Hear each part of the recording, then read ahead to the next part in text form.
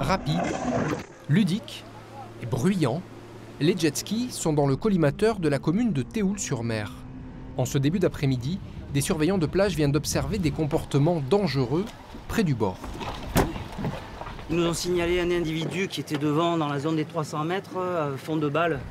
2 agents du parc maritime départemental Esterel-Théoul partent en patrouille avec le chef de la police municipale. Le jet en infraction s'est volatilisé. L'équipage passe en mode prévention. Garde régionale maritime, je vous rappelle que c'est moins de 5 nœuds dans la bande des 300 mètres, c'est 15 nœuds dans toute l'aire marine protégée. Dans cette zone de 350 hectares, une réglementation spécifique de la vitesse s'applique. Réglementation peu connue et peu respectée, particulièrement par certains propriétaires de jet ski. Et la problématique de cette pratique, elle est toujours liée à la vitesse.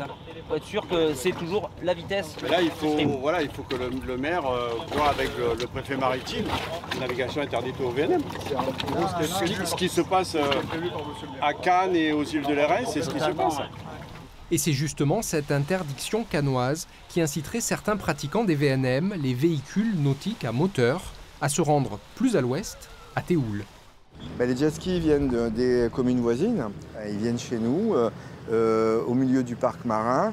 Bon, qu'ils soient au-delà de la bande des 450 mètres, il n'y a pas de souci, mais pas dans la bande des 450 mètres. Il y a un problème de respect du bruit, de respect de la biodiversité et puis surtout de sécurité.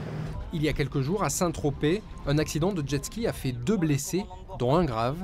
Le maire de Théoul vient quant à lui de saisir le préfet maritime de la Méditerranée pour obtenir une interdiction des jet skis dans le parc marin.